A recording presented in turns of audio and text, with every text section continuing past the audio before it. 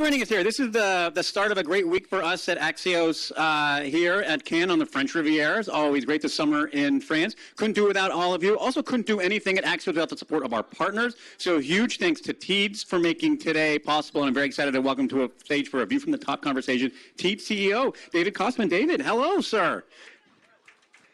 Good evening. Grab a seat. Let's start. I mean, let's just start big picture. I have some big shoes to fill here, so I'll try. We'll do our best, right? Try. Let's start big picture.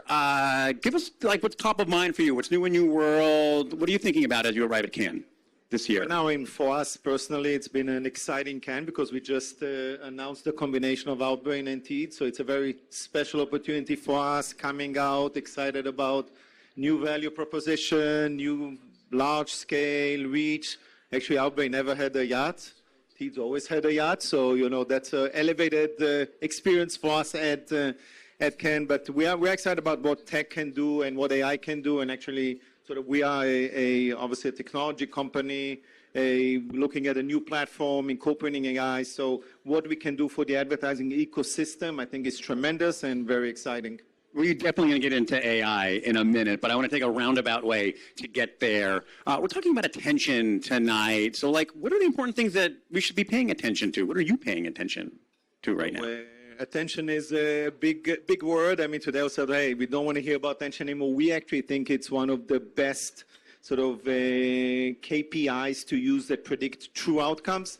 So we're very focused around not just using it as another metrics that people have like viewability, but really looking at it and delivering and guaranteeing to advertisers attention that will drive outcomes. I think we have unique advantages to do that because we are code on page. So we really understand the user across the most premium publishers of the world. So we have a lot of understanding of the placement, a lot of understanding of the users, how they go across the open internet between CTV and the open internet and publishers. So I think we can, and we're now going out with guaranteeing attention, which we think is the best prediction for an outcome and an action. And then it's different, so it's not just attention for attention's sake. It's about moving it down to the next steps. And talk a little bit more how you think about that, going deeper on once you acquire the attention. Absolutely. I mean, it's not just about another metric. It's about delivering the outcomes that advertisers want. And that's why, again, as I said, we're looking at now guaranteeing attention to advertisers on their campaigns. I think we have a huge scale to do that globally. And I think it's not another metric. I think it's really critical it's the best predictor in correlation with a real outcome and intent to take an action. So, I don't want you to reveal any trade secrets here unless you really want to. But let's go deeper on the guaranteeing, guaranteeing attention that then translates into that. What are the metrics you look at? What are the predictors of that? What are the trends that kind of unfold as you go down that line? So it's mostly really around understanding the user, understanding the placements, understanding the different objectives of advertisers, and how to combine all of that. I believe, I will use AI again, and I don't want to bore you too much, but we believe that leveraging AI, LLM models, and agentic AI to drive that will improve the capability. We've seen already tremendous results. I think with AI, it's going to get much, much better. Well, you're not just going to talk about AI for that brief time. We're going to spend a couple of minutes, I think, on that. Let's start a little bit of that journey. You're seeing results already. Are we at the start of an AI journey, the middle? Are we beginning to understand how it works? Tell us a little bit, your experience of it. I think we've been already using it for, you can call it, deep learning, machine learning. It had different names over the last couple of decades. Right. So it's not as new as some people think. It's not as new as people say. And we as a tech company, we've been deploying this type of technologies and approach since our founding. That's what we were founded based on data, technology, machine learning, and predicting. Right now, we've been using it consistently already around the creative side, and everyone has been talking about this, but that's already been for a couple of years. So Gen AI is, to some extent, old news.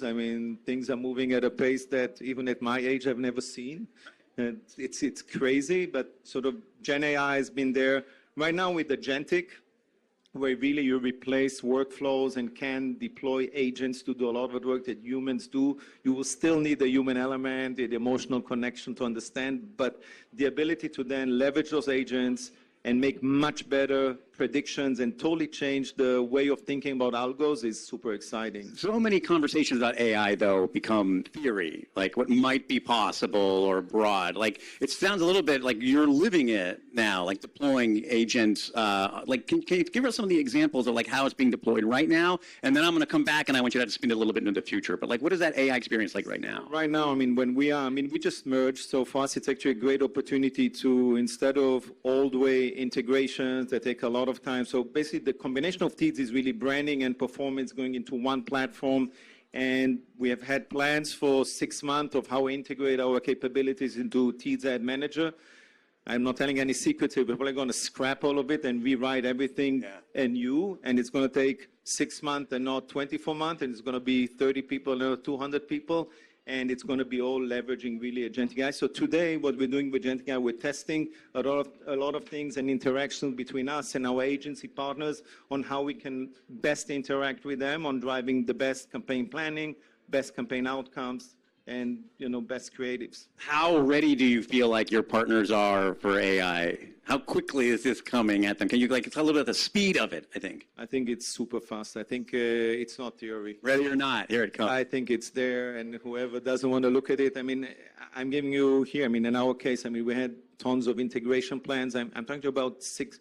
We were doing this deal. We announced it in August. We spent, a few months planning. I need to change direction totally and just rewrite from scratch, new. And I'm also chairman of a software company called NICE. So I'm very deep into it.